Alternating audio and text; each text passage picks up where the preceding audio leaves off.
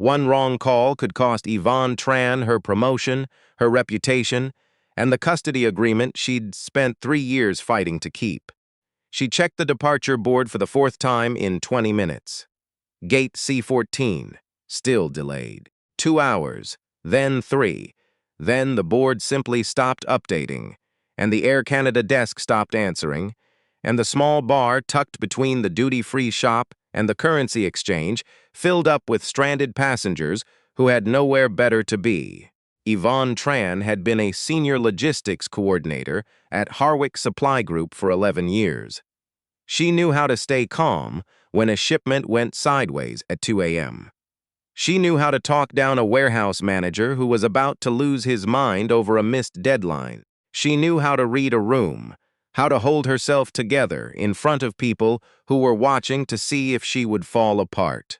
What she did not know how to do, what she had never been trained for, what no performance review had ever prepared her for, was what to do with her regional director when the woman was sitting alone at an airport bar at 9:30 at night, crying into a glass of Merlot that was clearly not her first. Her name was Bonnie Gallagher, 51 years old, VP of Western Operations, the kind of woman who wore silk blouses to site visits and still somehow never looked out of place.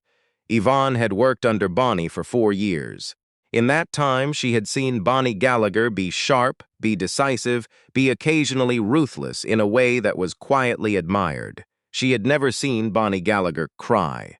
Yvonne stood at the edge of the bar with her rolling carry-on and a boarding pass that had become useless, and she did the calculation that every person does in that moment: walk past and pretend you didn't see or stop. She stopped. Mrs. Gallagher. Bonnie looked up. Her mascara had not run, because of course it hadn't. She was Bonnie Gallagher. Even her makeup held itself together under pressure. But her eyes were red at the edges, and the way she held her wine glass was too careful, the kind of careful that meant the opposite. Yvonne. A pause. Your flight to? Calgary. Yeah, they're saying maybe midnight now if we're lucky. Bonnie nodded at the empty stool beside her. Sit down. You look like you've been standing for 6 hours. 5.5, Yvonne said, and sat. They ordered coffee. Bonnie switched to water without being asked, which told Yvonne more than anything else could have. The bar was loud in the way airports always get loud when people realize they're stuck. A kind of resigned, slightly desperate noise, conversations too bright, laughter a beat too long.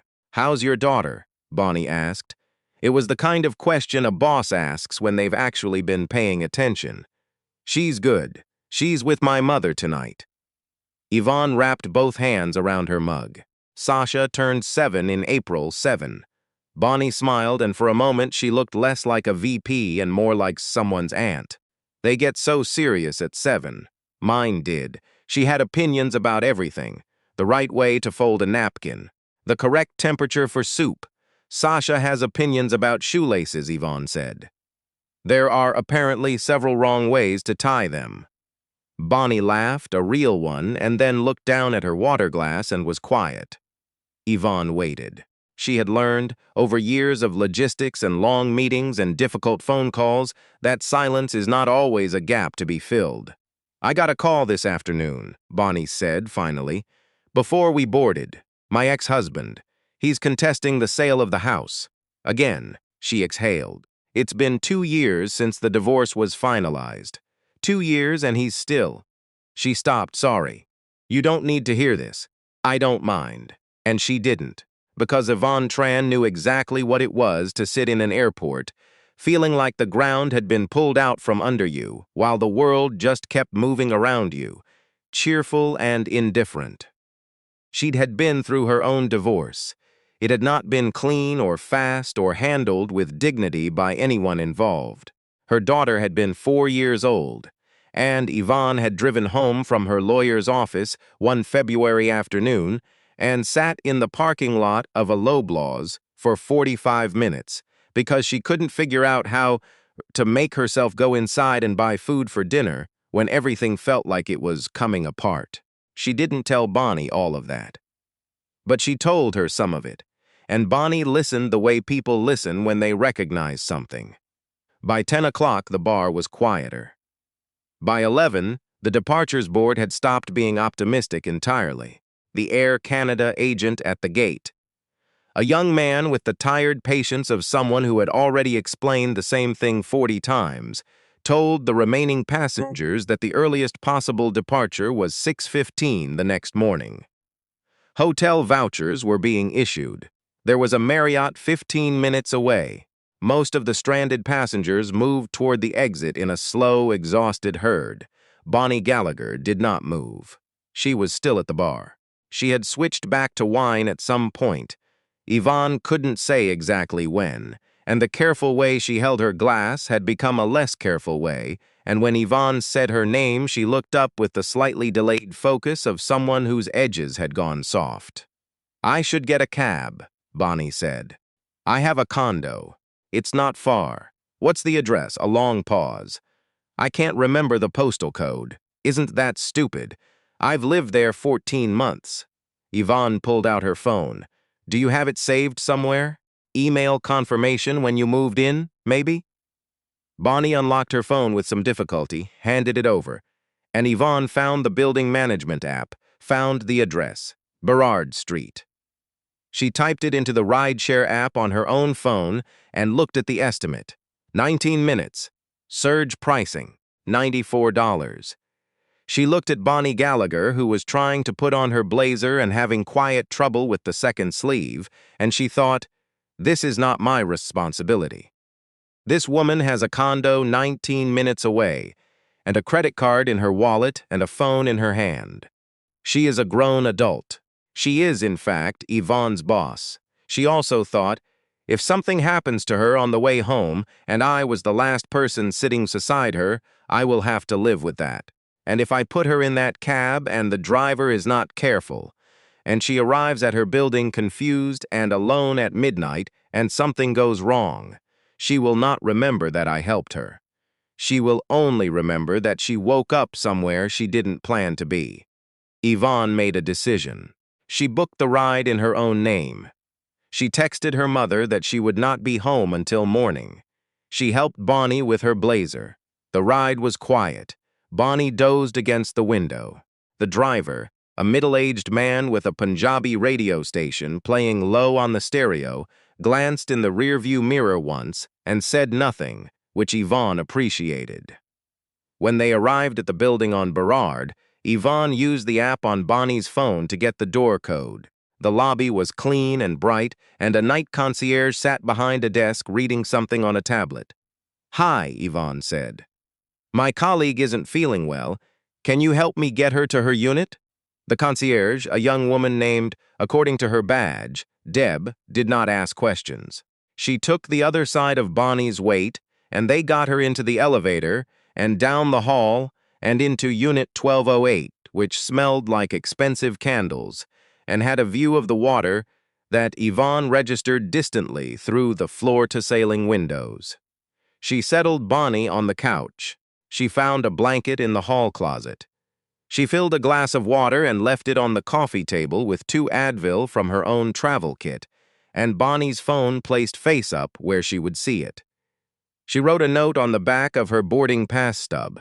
"You're home. Water on the table. Call me if you need anything." She left the note on top of the phone. She did not take anything. She did not go through any drawers or cupboards beyond the one where she found the blanket. She did not stay. She took a photo of the note with her own phone, and then she took a photo of the room.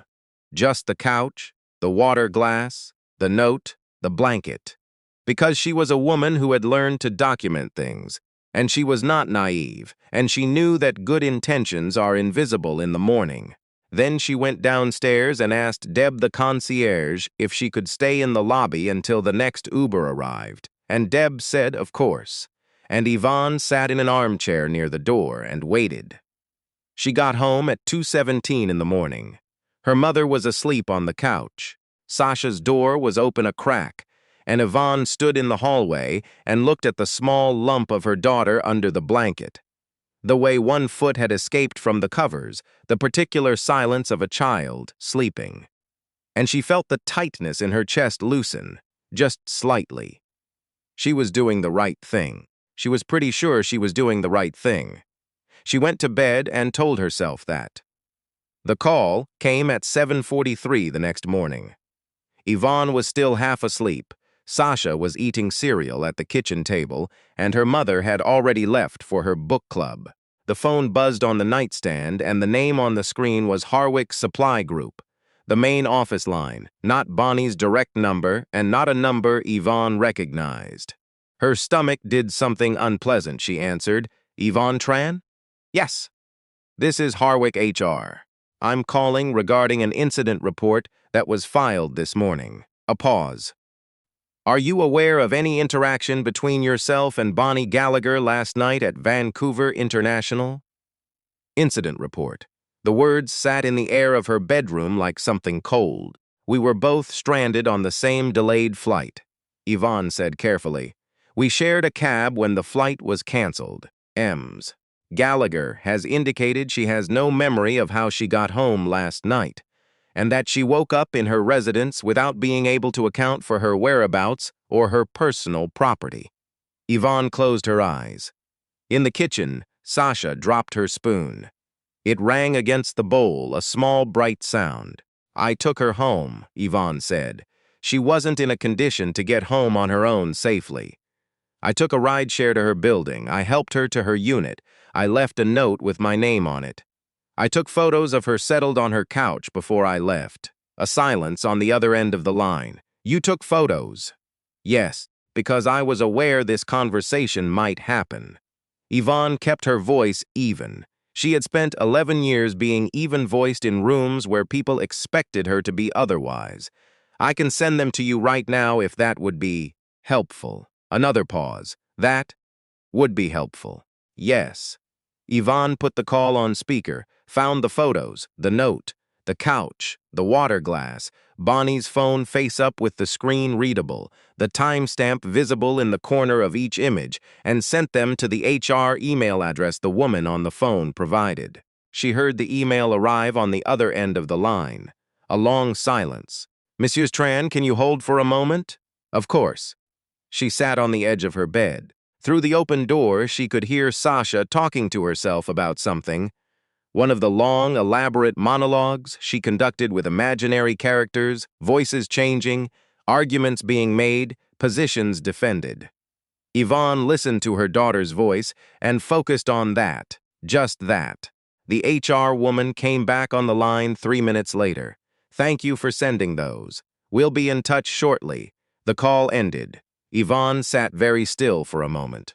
Then she got up, went to the kitchen, and poured herself a bowl of cereal because Sasha would notice if she didn't eat breakfast, and Sasha would ask questions.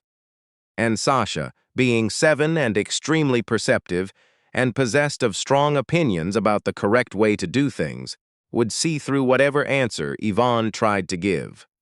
Mom, Sasha said, watching her. Your face is doing the thing. What thing? The thing where you're worried but you're pretending you're not.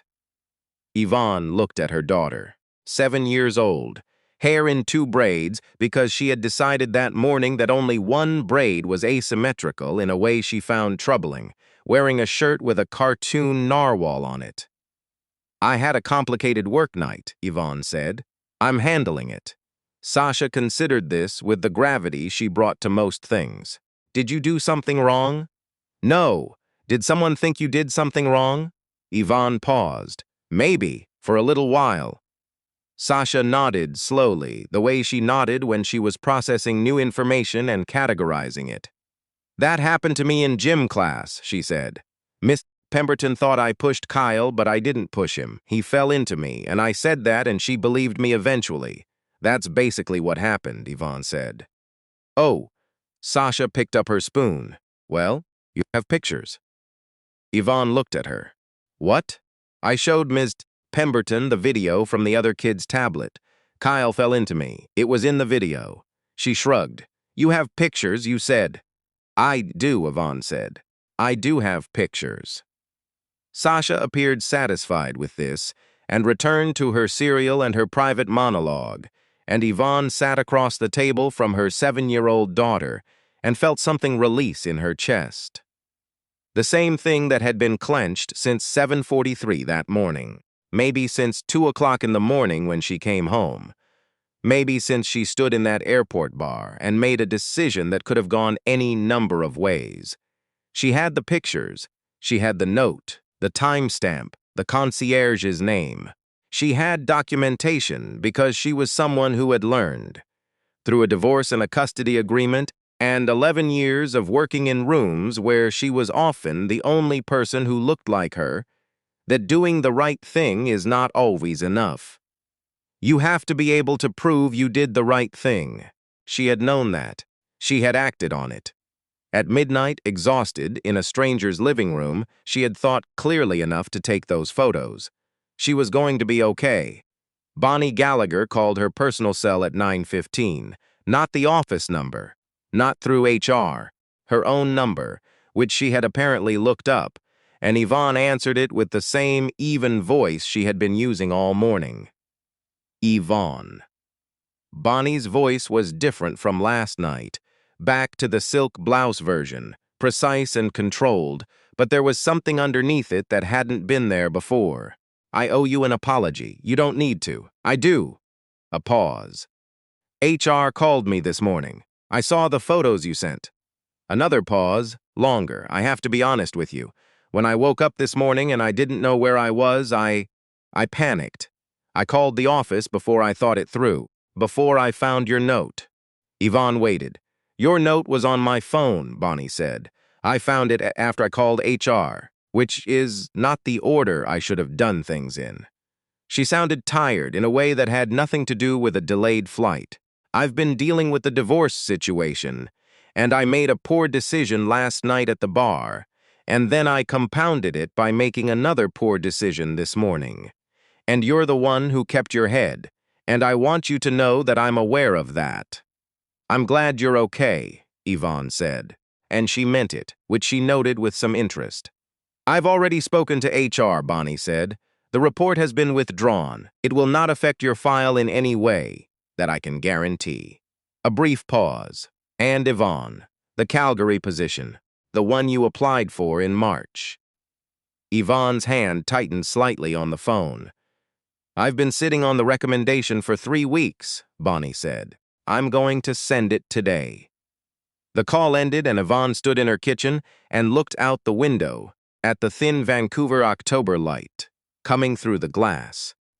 The maple tree in the backyard already half bare, the neighbor's cat sitting on the fence looking at nothing in particular, and she thought about the calculation she had made at the airport bar when she saw her boss sitting alone. Walk past. Or stop. She had thought at the time that she was doing it because it was the decent thing. She had not done it expecting anything back. She had done it because she was the kind of person who stops, and she was the kind of person who takes photos in a stranger's living room at midnight, because she knows the world doesn't always reward decency, and you have to protect yourself as well as you can while still being who you are. That's the part nobody talks about. It's not just about doing the right thing. It's about doing the right thing while also being smart enough to protect yourself from the ways the right thing can go wrong. Those two things together, that's the harder skill. She could hear Sasha in the next room, still narrating her private drama, and she listened to her daughter's voice moving through arguments and counter-arguments, building a whole world in the spare hour before school, and she thought, that kid is going to be okay too. 3 weeks later, Yvonne Tran accepted the Calgary position. Senior Regional Coordinator, a step up from what she'd been doing in Vancouver, a new office, a longer commute from wherever they ended up living. Her mother offered to move with them. Sasha had opinions about which bedroom would be hers and what color the walls should be, and whether the new school would have the same kind of gym class or a better kind. Yvonne packed boxes on a Saturday afternoon while Sasha sat on the kitchen counter making authoritative statements about which mugs they were keeping and which ones were going to Goodwill. She had not thought about that night at the airport bar in a long time. Then she found the boarding pass stub, the original one, for the flight that never left, tucked into the pocket of her carry-on when she pulled it down from the closet shelf. She looked at it for a moment. She could see the faint marks of ballpoint pen on the back, the mirror image of the note she'd left on Bonnie Gallagher's coffee table. "You're home. Water on the table. Call me if you need anything." She put the boarding pass in the recycling. She kept the carry-on. She was going to need it. There's something that doesn't get said often enough about situations like this one.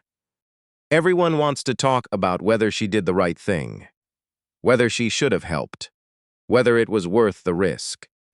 But here's what's worth sitting with.